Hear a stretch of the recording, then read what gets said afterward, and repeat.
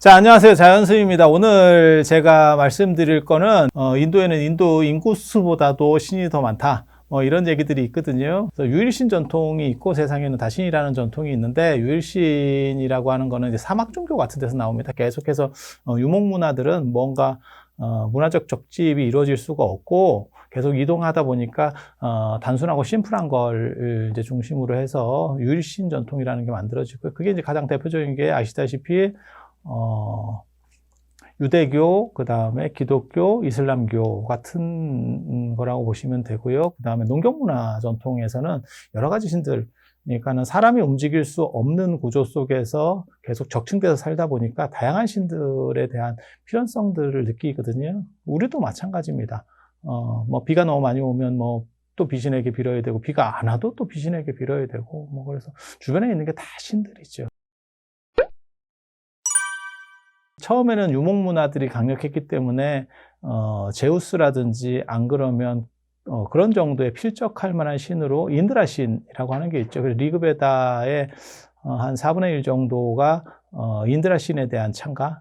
그 다음에 우리 이제 불교적으로는 그게 이제 인드라 신이 제석천으로 들어옵니다. 그래서 벼락을 치는 신이 되는 거고요. 예전에는 벼락 치는 신이라는 게 대단해요. 그리고 이 벼락이 언제 대단하냐면, 우리 같이 이렇게 기웃대가, 우리 같은 기웃대는 사실 벼락에 큰 의미가 없고, 저 유목 쪽에서 마른 하늘에 벼락 치는 것들이 있거든요. 그게 이제 벼락신들이 굉장한 위험을 보이는 그런 요소들이라고 보시면 돼요.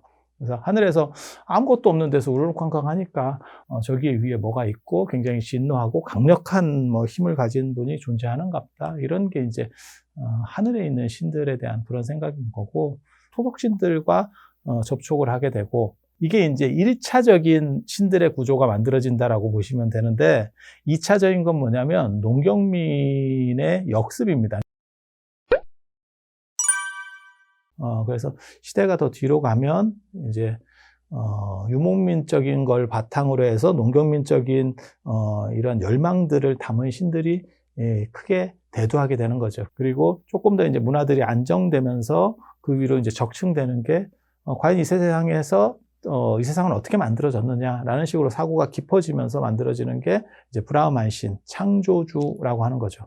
그래서 그 창조주는 어디 있느냐면 우주산 위에, 그래서 그걸 공거천이라고 합니다. 하늘 위에 살고 있다, 그래서 공거천이라고 하는 거고, 그 다음에 기원 전후쯤이 되면 브라흐만교가 힌두교로 이제 좀씩 바뀌기 시작하거든요. 그 힌두교로 바뀌는 과정에서 뜨는 신이 비슈누라고 하는 신입니다. 유지라고 하는 걸 담당을 하고, 그 다음에 한 500년대, 600년대 정도 되면, 한 6세기 정도 올라오면 나중에 이제 더 시대가 뒤로 가는 거죠. 그때는 시바 신이라고 하는, 그래서 힌두교의 첫 스타트를 어떻게 보면 끊는 신 중에 신, 그걸 천중천이라고 하는데, 그래서 이제 삼신구조가 만들어지는 거예요. 제석천이라고 하는 신 중에 신이라는 구조 한 가지, 그 다음에 창조주, 브라흐만, 그 다음에 유지라고 하는 보존이라고 하는 개념으로서의 비슈누, 그 다음에 파괴의 신, 시바.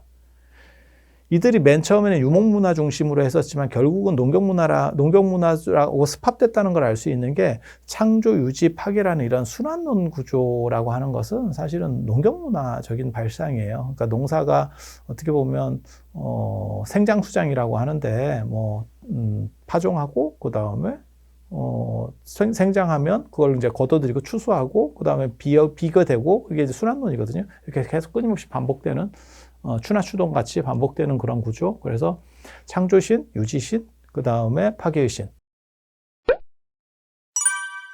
브라흐만, 창조신, 그 다음에 유지신, 비슈누, 그 다음에 파괴신, 시바.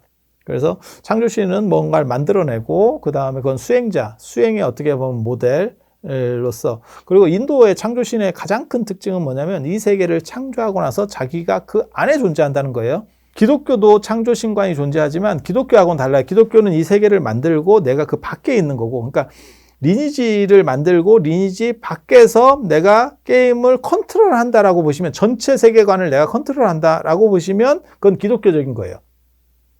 기독교적인, NC소프트의 사장이야.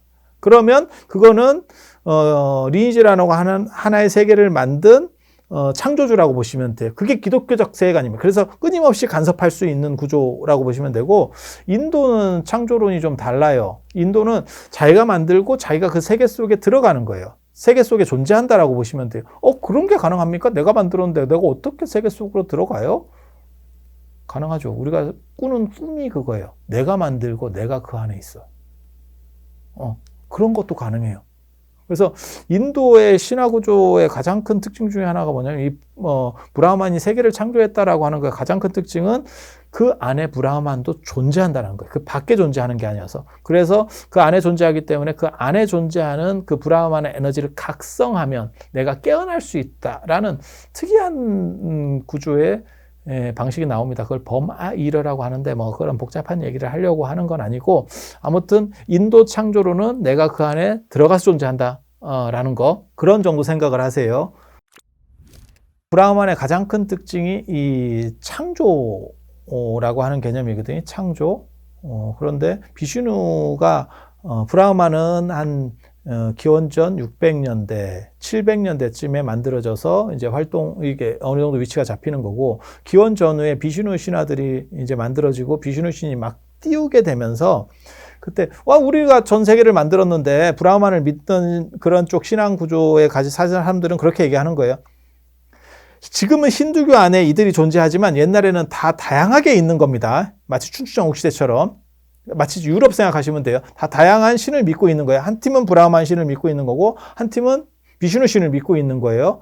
그래서 그 비슈누 신을 믿고 있는 쪽 입장에서는, 야, 우리가 진짜 더 대단한 신이야 라고 얘기했을 때, 브라흐만 신을 믿는 쪽에서 뭐라 그러냐면, 그래봐야 우리가 만들었어 라고 하니까, 비슈누 신을 믿고 있는 입장에서 뭐라고 이제 얘기를 하냐면, 실제로 브라흐만이 만들었다는 건 착각인 거고, 실제로는 그 이전에 비슈누 신이 있었어. 그 얘기를 해요. 그래서 비슈누 신이 안 한다라고 하는 큰 뱀이 있습니다. 부처님 제자도 안 하는데, 이게 지복이라고 하는 뜻이에요. 굉장히 아주 뭐랄까 복되다. 이렇게 해서 안 한다라고 하는 큰 뱀에 비슈누 신이 누워 있어요. 저 우주의 대양에서. 그냥 상상하는 거예요. 누워 있어. 그 큰 뱀 위에 이렇게 큰 뱀을 마치 침대처럼 그렇게 해서 자고 있었더니 배꼽에서 이렇게 연꽃이 샥 피어 올라오고 있더래. 그 피어 올라오는 그 연꽃 속에 브라흐만이 있대. 거기서 창조가 이루어졌다는 거예요. 그러니까 브라흐만이 창조했다라고 생각하지만 사실 그거보다 더 이전에 비슈누 신이 있었고, 그 브라흐만을 만든 어떻게 보면 그런 존재가 비슈누야. 그러니까 비슈누야말로 더 위대해 라고 플러스 알파를 또 붙이는 거예요. 그렇게 해서 비슈누 쪽으로 이제 기울어 가니까 실제로 신화 구조 속에서도 신들의 서열 속에서도 브라흐만 신은 범중천, 범보천, 대범천 이렇게 세 개에 있는 거고, 그런 상황에서 비슈누 신 같은 경우는 자제천 어떻게 보면 신의 서열 구조에서는 좀 더 낮은데도 이제 이쪽에서 처음에는 낮았다가 이게 확대가 되는 거죠. 확대가 되면서 점점 비중이 커지는데, 그렇게 확대되는 구조 속에 뭐가 존재하냐면 이제 이야기들을 이제 풀어가는 거고, 그 풀어가는 데서 비슈누 신이 성공한 가장 대표적인 게 그 화신을 나타내서 10개의 화신. 그리고 나중에 불교하고도 이 비슈누 신이 경쟁을 해요. 비슈누 신이 경쟁해. 그때 불교 쪽에는 누가 있었냐면 이제 용수 스님, 나가르주나 같은 사람들이 있었죠. 그래서 용수의 논서에 보면 자제천 외도를 비판하는 내용들이 나오는데, 그게 사실은 비슈누와 관련된 이야기들이에요. 그렇게 해서 이 비슈누 신의, 그런데도 가장 큰 특징이 비슈누 신이 성공할 수 있었던 게 유지나 그 다음에 내가 바라문보다 더 브라흐만 신보다 더 빠른 창조자야라는 것뿐, 그걸 넘어서서 너네들이 원하는 모든 모습으로 나는 나타날 수 있어 라고 하는 거거든요. 그래서 사실 이 부분이 불교적으로는 관세음보살의 32응신이나 33응신으로도 영향을 미칩니다. 그리고 불교랑 경쟁하는 과정에서 불교를 비슈누의 화신으로 놉니다. 붓다를 9번째 화신이 붓다예요. 그러니까 크리슈나가 7번째 화신, 그 다음에 라마가 8번째 화신, 그 다음에 붓다가 9번째 화신, 그 다음에 나중에 이제 파괴하는 뭐 칼킨 이런 게 이제 10번째 화신 뭐 이렇게 해서 전부 그러니까 화신 구조 속에 자기를 넣어버리는 거죠. 모든 유명한 것들을 다 빨아들이는 그런 구조. 그리고 그 화신이 아바타라더라. 그래서 지금까지 쓰는 게 영화 아바타, 그 다음에 우리가 게임이나 안 그러면 저 SNS 속에 쓰는 아바타가 사실은 이거라더라. 그러니까 나를 나타내는 어떤 상징성, 그 다음에 나를 표현하는 방식, 뭐 이렇게 그런 정도. 그래서 비슈누와 창조 경쟁에서는 사실은 또 다른 이야기가 나오게 됐다. 그러니까 브라흐만이라고 하는 창조주라고 하는 특수성을 비슈누 신이 가져가는. 파괴의 신 시바. 시바 같은 경우는 진짜 발음도 그렇지. 이게 참, 오 시바 이렇게 아주 뭐 바람직한 한국 사람들이 딱 한 번 들었을 때 가장 강렬하게 기억할 수 있는 이 시바신 뭐 욕이 아닙니다. 이거는 그냥 시바 이렇게 그 시바 그리고 이 시바신 같은 경우는 또 이게 다 힌두교는 제가 종교예요. 마치 유교처럼 결혼을 하고 그다음에 바람 피고 뭐 이런 식의 종교들이기 때문에 그래서 부인도 많고 그리고 파괴의 신이라서 굉장히 무서운 모습으로도 나타나고 겐지스강이 하늘에서 내려오게 하는 것도 사실은 시바신하고도 관련이 되고 원래 그 겐지스강이 동쪽에 없었다고 그런 전설이 있습니다. 원래는 서쪽에 인더스강만 있고 동쪽에 겐지스강이 없었대요. 그 굉장히 재밌는 얘기입니다. 바기리타라고 하는 수행자가 그 동네에 강이 하나 있어야 되지 않겠느냐. 그래서 하늘에 있는 은하수가 내려오게 기도를 하는데 거기에 얽힌 사연들이 있습니다. 이게 뭘 얘기하는 거냐면 정확하게 얘기하면 뭐냐면 서쪽의 아리안족들이 서쪽으로부터 들어오기 시작해서 점점 동쪽으로 이동하는 내용들이에요. 그래서 동쪽을 정복하는 과정에서 거기에 이제 신성한 강의 문화하고 접목된다 뭐 이런 뜻이라고 보시면 되는데 근데 하늘에 있는 은하수를 내려오게 하려다 보니까 이제 문제가 생기는 거죠. 그거를 한 방에 내려오게 할 수가 없어. 그러면 땅이 다 패여서 사람들이 살 수가 없대. 그래서 시바신에게 얘기를 하니까 시바신이 그 머리카락을 풀어가지고 땅까지 이렇게 늘어뜨려서 하늘에 있는 은하수가 시바신의 머리카락을 타고 내려온 게 지금 겐지스강이래. 그래서 겐지스강에서 목욕만 하면 뭐 이렇게 천상으로 올라간다. 죄가 다 사라진다. 그게 왜 그러냐면 마치 하늘에 속해 있는 건 신성한 공간이기 때문에 공간이고 그 다음에 진료기 때문에 거기서 목욕하면 모든 것들이 다 사라지고 하늘로 올라갈 수 있다라고 하는 그런 식의 믿음들이 이런 신화 속에서 나오는 거예요. 시바신이 이제 강력하게 대두하면서는 시바신의 특징 중에 하나가 성기숭배입니다. 성기숭배. 그래서 시바신이 삼신이 창조주 얘기를 할 때 나오는 게 브라흐마는 모든 것을 만들었다. 이 세계를 만들었다. 그러니까 비슈누가 그래봐야 내 배꼽 위에서 나온 거에 불과하다 라고 하는 거고 브라흐마는 이런 식으로 얘기할 때 하나의 엄청나게 거대한 이렇게 쭉 땅에서부터 솟아 올라오더래. 거대한 성기. 이 성기숭배가 다산, 그 다음에 풍요, 이런 것과 관련된, 어떻게 보면, 농경문화라고 보시면 돼요. 그러니까, 우리나라에도 있습니다. 그게 이제 선돌 입석, 그 다음에, 장승, 벅수, 그리고 미륵, 이런 것들도 약간 성기랑 관련이 돼요. 다 서 있는 것들, 그런 것들. 그리고 이게, 근세로 넘어가면 사실 이게 중세까지 이런 것들이 좀 작용하다가 사실 이게 다 탈각되는데, 인도 쪽은 희한하게도 그 성기 숭배 쪽이 계속 내려옵니다. 현재까지도 내려와요. 그래서 시바신의 신전, 그러니까는 시바신을 모시는 모든 신전에 가면 거의 메인이 중앙에 성기입니다. 그러니까 시바신은 심볼 자체가 그냥 성기예요. 좀 너무 충격적이죠. 그래서 힌두교 믿는 여성들이 이렇게 가면 이렇게 성기를 만들어 놓은 거에다 이렇게 뽀뽀를 하고 이렇게 쓰다듬으면서 이렇게, 뭐 몰라 아무튼 뭐 그런 걸 해요. 그래서 옆에서 볼 때는 참 남사스러운. 그리고 남인도 쪽에 가면 막 진짜 그냥 막 성기가 시바신을 막 우리식으로 말하면 절에 가면 부처님 이렇게 쫙 돌려 있는 그런 절들이 있잖아요. 거기는 진짜 X같습니다. 야, 이렇게 많은 이걸 도대체 어떻게 이해해야 되지? 그래서 그게 이제 약간 문화가 달라요. 그리고 그렇게 되는 이유 중에 하나는 뭐냐면 인도는 더운 지역이라서 성적인 부분에 상당히 자유로워요. 그리고 노출이라고 하는 부분이 있고 아시는지 모르겠는데 유목 문화가 사실 노출 부분에서 좀 자유롭고 그다음에 농경 문화가 이렇게 큰 옷 입고 노출 자체, 신체의 노출 자체를 이렇게 약간 부정적으로 봅니다. 그래서 불교가 우리나라에 들어왔을 때 가장 충격적이었던 게 석굴암 불상이에요. 석굴암 불상은 오른쪽 어깨를 까고 젖꼭지를 보이는 이게 굉장한 노출이에요. 동아시아에서는 있을 수 없는 노출이 그 당시에 일어났던 거예요. 그게 인도의 유목문화 전통, 그러니까 인도는 나중에 농경화됐지만 유목문화라는 전통이 존재하기 때문에 노출로부터 관대했었던 거고 또 얘네가 더워요. 그러다 보니까 노출에 대한 부분, 그 다음에 성에 대한 부분이 크게 문제가 안 됩니다. 후대에는 이제 좀 인식이 바뀌는데 그래서 성기 부분이라든가 이런 걸로부터 상대적으로 자유로워요. 우리도 마찬가지예요. 고려시대 때까지만 해도 남녀가 그냥 개울에서 혼탕을 같이 목욕을 해요. 그게 이제 서궁의 고려도경 같은 데서 나오거든요. 그게 유목문화 전통이 어느 정도 남았을 때.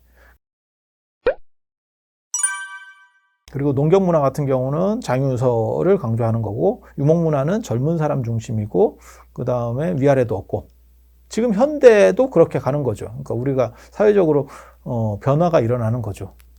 그래서 어느 게 맞다라는 얘기를 하는 거 아니고 좀 다르다.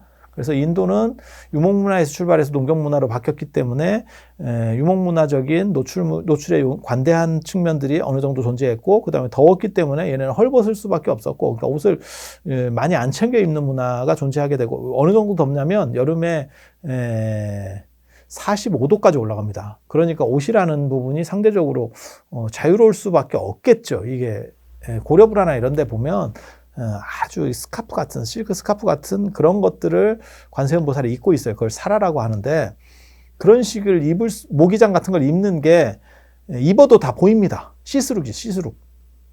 그런 식으로 될 수밖에 없는 게 이런 인도 문화의 특징이에요. 그래서 인도의 성기 숭배가 지금까지도 존재한다라는 거 그런 정도 생각하시고 비슈누하고 브라흐만이 누가 더 앞이냐라고 이렇게 얘기하고 있을 때 땅에서 엄청나게 거대한 솟아 올라왔대. 쫙 올라온대. 그게 손오공 얘기랑 비슷해요. 손오공이 부처님하고 이렇게 경쟁할 때 보면 뭐 10만 8천일 근두운 타고 가서 쫙 갔더니 어디에 가니까 매 우주의 끝에 가니까 이렇게 손가락이 서 있고 여기다 오줌 싸고 여기까지 왔다 이렇게 하니까 그게 알고 보니까 부처님 손바닥이었다 뭐 이런 거하고 똑같아요.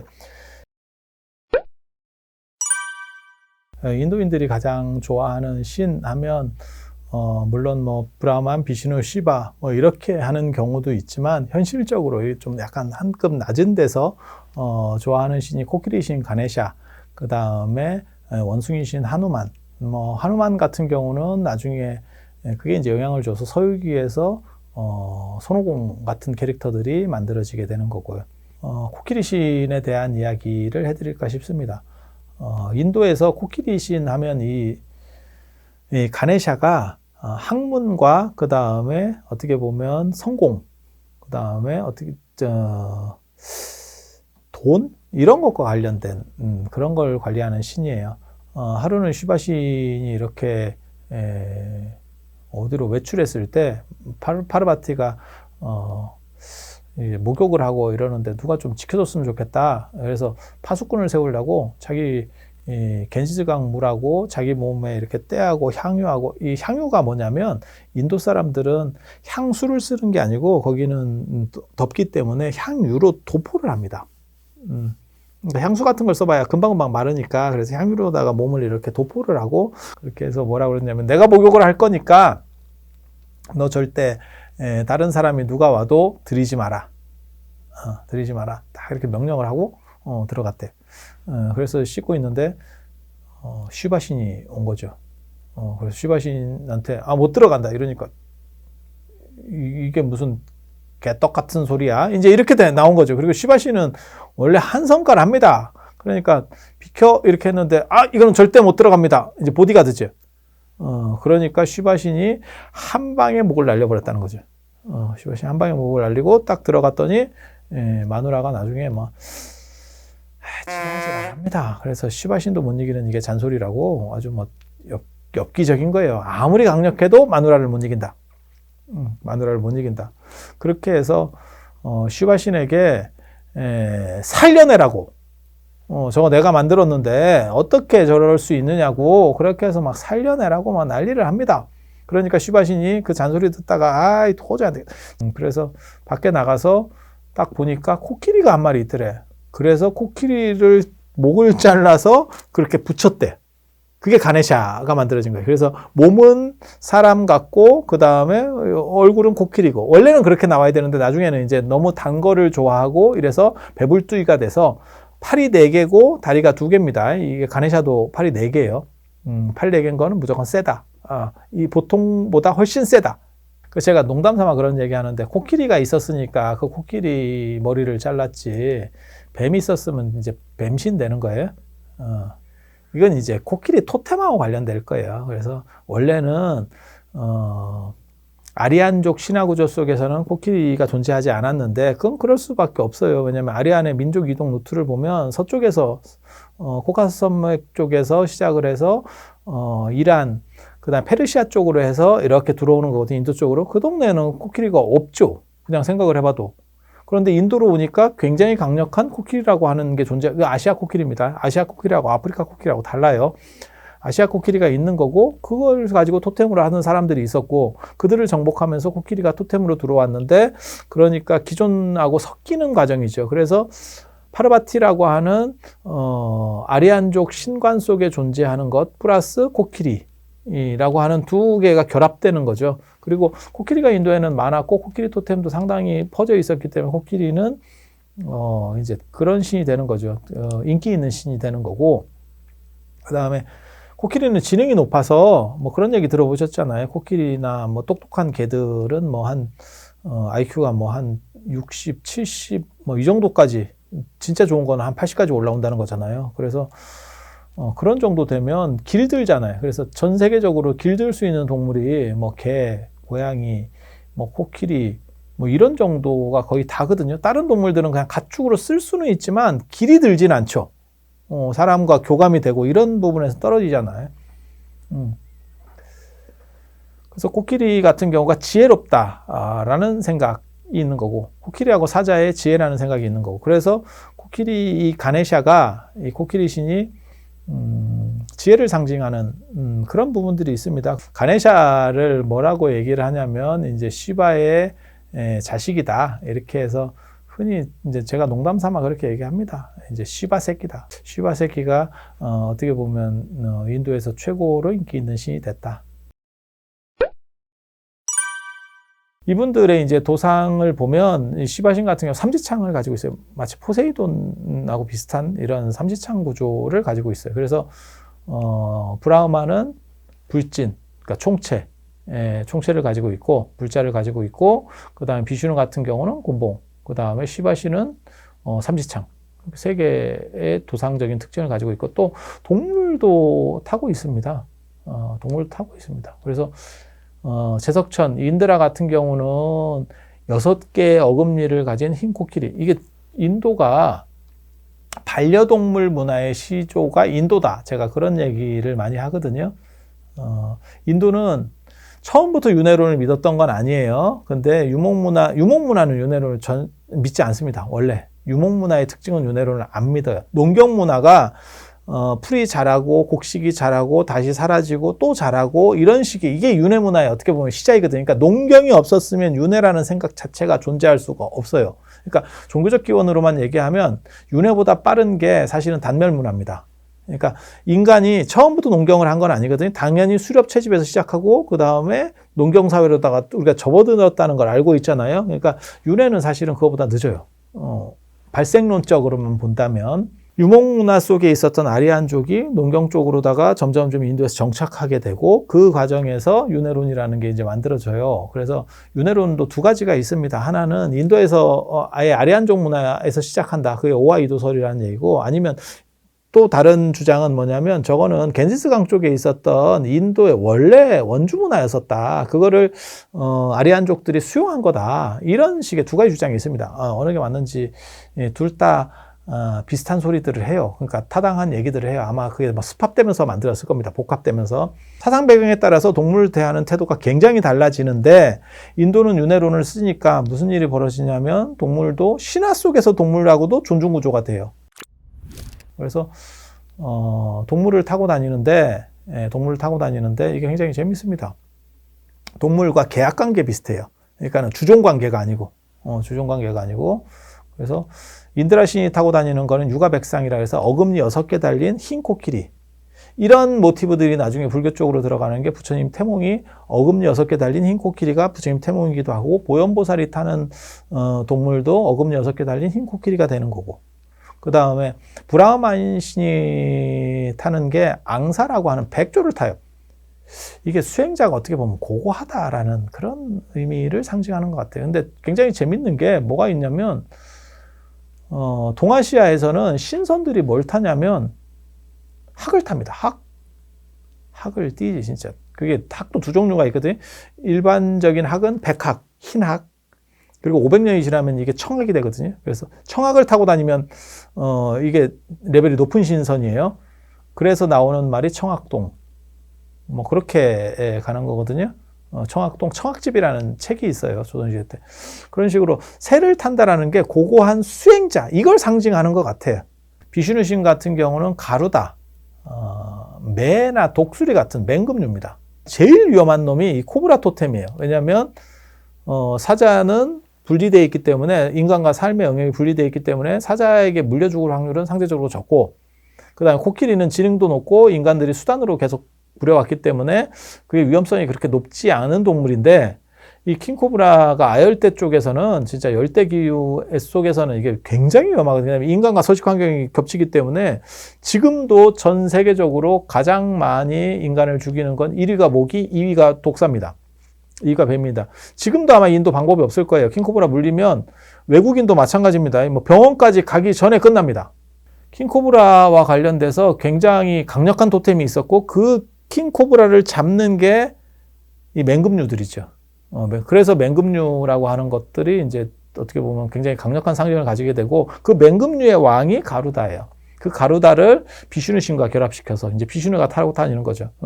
날아다니니까 이제 뭐 뽀대도 나고 그 다음에 코브라도 잡을 수 있는 강력함도 있고 시바신 같은 경우는 난디라고 하는 흰색 그 소를 타요. 인도 물소, 우리나라 같으면 약간 물소 비슷한데 굉장히 크고 그 대배국어라고 법화영 같은 데는 이제 대배국어라고 나옵니다. 크고 흰색의 소. 이게 이제 농경 문화를 나타내는 거죠. 그래서 코끼리 타고 다니고 그 다음에 뭐 백조 타고 이럴 때만 해도 유목문화적인 부분이 존재한다면 흰 소에 대한 숭배가 나오기 시작하면 벌써 농사가 필연성을 가졌다는 걸 알 수 있어요. 조선시대 때도 마찬가지입니다. 소 못 잡아먹게 하는 거고 지금도 북한에서는 소 함부로 못 잡아먹죠. 왜냐하면 그게 인간보다 노동 생산력이 좋기 때문에 농업에 있어서 좋기 때문에 그래서 함부로 못 잡아먹게 되는 거고 그래서 시발신이 한참 유행할 때 왜 소랑 결합되느냐를 가지고 제가 예전에 그런 얘기를 했었죠.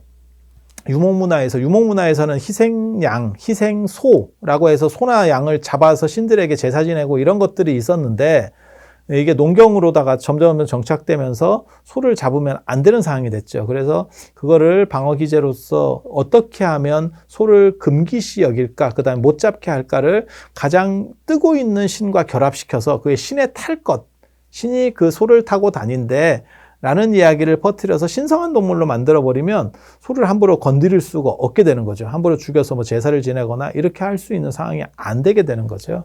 그래서 이거는 농경 문화가 정착된 뒤에 만들어진 신화 구조다라고 이해를 할 수 있는 이 가네샤가 이 코끼리 신이 타고 다니는 게 이게 최고로 재밌어요.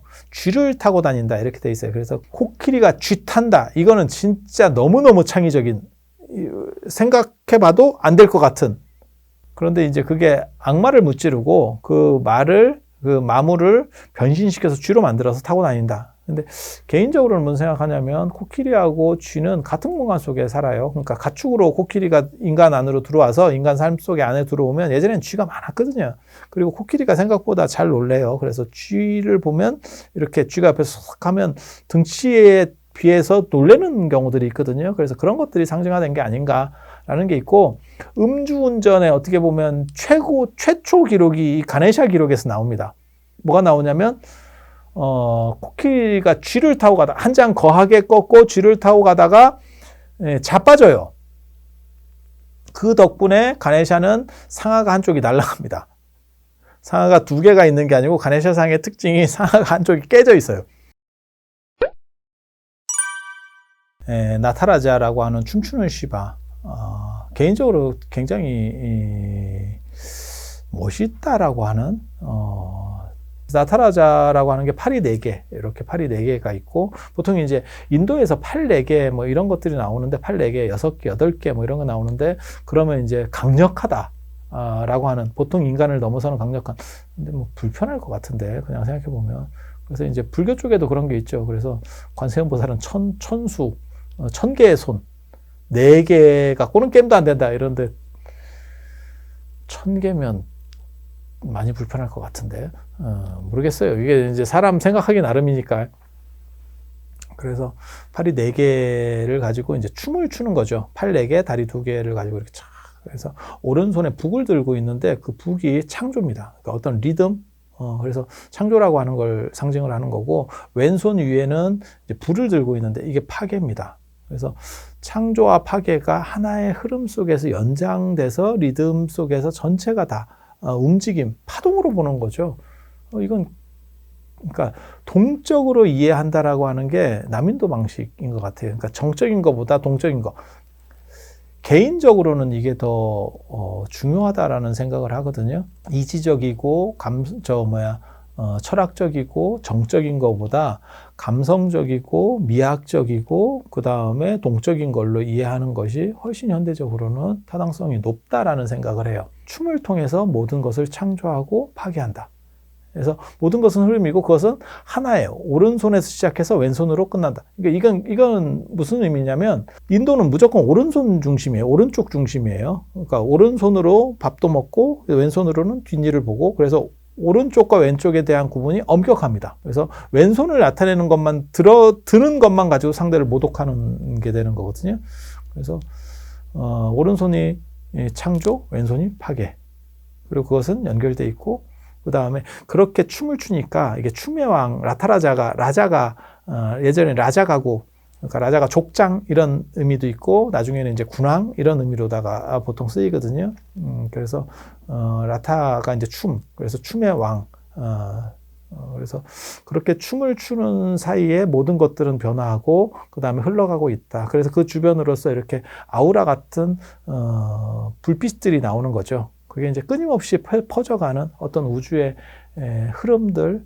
이 춤추는 시바랑 관련해서 굉장히 재밌는 게, 저도 사실은 개인적으로 꼭 그 불교 포교랑 관련해서 제가 하고 싶은 영역이 영화나 아니면 드라마 대본, 그래서 꼭 불교적인 영화가 아니더라도 불교식 사고를 내포하는 영화. 그러니까 개인적으로는 제가 굉장히 이렇게 좋다라고 생각하는 게 뭐 매트릭스나 인셉션 같은 영화들, 그런 식의 기획들이나 동아시아적 세계관을 펼칠 수 있는 것들에 대해서 생각을 많이 하는데, 제가 그래서 그런 관계자들도 만나면서 무슨 얘기를 했냐면, 어차피 중세 유럽에 대한 것들은 거의 다 파먹었고, 그 영화적으로 나왔고 게임으로도 거의 다 나왔고, 그 다음에 미국으로 대표되는 뭐 어벤져스라든지 이러한 현대적인 이야기들, 안 그러면 좀 말 안 되는 얘기들, 뭐 그런 것도 어느 정도는 다 정리가 됐고, 어느 정도 시장이 존재하면서, 수십억 시장이 존재하면서 문화 배경도 충분하고, 그 다음에 설득력도 있는 구조가 동아시아 세계관을 어떻게 정립할 거냐, 이것을 잡는 게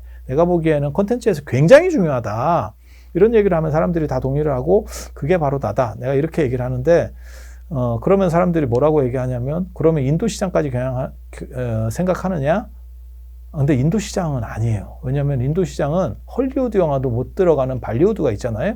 근데 그 발리우드, 그래서 제가 생각하는 건 사실 중국과 동아시아, 그 다음에 동남아시아 일부까지를 생각하는 거거든요. 그것만 갖고도 한 20억 이상이 되니까. 그런데 인도는 진짜 특이한 거예요. 헐리우드 영화도 못 들어가고, 그 다음에 아시다시피 뭐 코카콜라도 쉽게 못 들어가는 아주 특수한 문화 배경을 가졌는데, 인도 영화를 보면 요즘 뭐 인도 영화도 좋은 것들이 많이 있잖아요. 그래서 보고 있으면 야 이거는 대작이고 굉장히 돈도 많이 들였고 그다음에 굉장히 노력을 했다라는 걸 알 수 있는데 이제 우리 같은 사람이 볼 때 제일 짜증나는 게 뜬금없이 춤추는 갑자기 왜 밑도 끝도 없이 떼거리로 춤을 추는지 이게 뮤지컬 영화도 아니고 뭐 레미제라블 같은 갑자기 그런 행동을 해요. 그거 이제 맛살라라고 하는데 얘네는 그것을 너무 당연시 보고 그 다음에 그런 부분이 꼭 있어야 된다고 생각하는 거죠. 그게 어떻게 보면 북방 시바와 관련된 이지적인 부분, 그 다음에 남방 시바와 관련된 정서적인 부분, 이것들이 융합된 게 아닌가? 그리고 남인도에 가면 실제로 북인도보다 남인도가 훨씬 잘 삽니다. 환경도 좋고, 그 다음에 사람들도 좋고, 북인도 쪽은 거의 대부분 저게 사람인가 싶을 정도로 사람들을 이렇게 조금 이용하려고 하는 속성들이 강하고, 그러니까 자본주의적인 그런 것들이 굉장히 강하고, 남인도는 훨씬 풍요롭고, 그 다음에 기후 환경적으로 좋고, 기후가 인간에게 미치는 영향도 있고, 그 다음에 물산이 풍부하니까 사람들이 너그러 와요. 그리고 남인도 쪽이 원래 인도의 본류는 아닙니다. 그러니까 인도는 이제 데칸고원이라고 하는 데를 중심으로 해서 북인도, 남인도인데 북인도 쪽이 정치적이고 그 다음에 군사적이고 문화적인 부분이 있고 남인도는 생산적인 그러니까 자연환경 좋고 먹고 살기는 좋지만 약간 대부분 정복되는 쪽이라고 보시면 돼요. 중국도 똑같습니다. 중국도 섬서성 관중 지역이라고 하는데 장안 낙양 쪽이 원래 패자적인 부분이 있었고 강북구가 화북이라고 합니다. 양자강 이북 쪽이 원래 잡고 있는 거고 양자강 남쪽은 물산이 풍부하고 개인주의적이고 사람들이 좀 느긋하고 그러니까 맨날 정복을 당하는 쪽이 되는 거거든요. 그래서 남인도 쪽은 문화가 완전히 달라요. 중국도 마찬가지입니다. 강남하고 강북하고 문화가 다르거든요. 그래서 귤이 회수를 넘어가면 남방의 귤이 회수를 넘어가면 탱자가 된다라고 하는 것처럼 문화 배경이 완전히 달라져요. 인도도 마찬가지입니다. 남인도 쪽은 사원 구조도 다르고 마두라이의 마낙시 사원, 미낙시 사원 가면 저도 거기 가보고 너무너무 가보고 싶어서 굉장히 벼르고 갔었는데 거기가 고프람이라고 그래서 문이 있어요. 문. 4개의 문.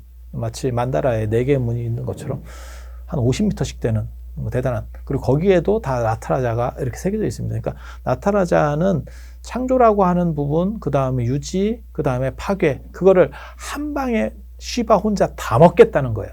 그러니까 그전에는 브라흐만, 비슈누, 시바가 나눠서 창조, 유지, 파괴를 이렇게 담당하고 있었다면 이제는 오른손으로 창조해서 내가 유지하고 파괴까지. 카의 역사란 무엇인가 이런 거 보면 그 역사에 대해서 이해하려면 작가를 이해해야 되고 그러니까 찬술자를 이해해야 되고 찬술자를 이해하기에 앞서서 그 시대 배경에 대한 것들에 대한 통찰 그 다음에 그 이해가 없다면 사실은 역사 자체를 이해하지 못한다라는 개념들이 존재하기 때문에 그래서 광범위하게 기본적인 것들만 좀 알아두시면 이게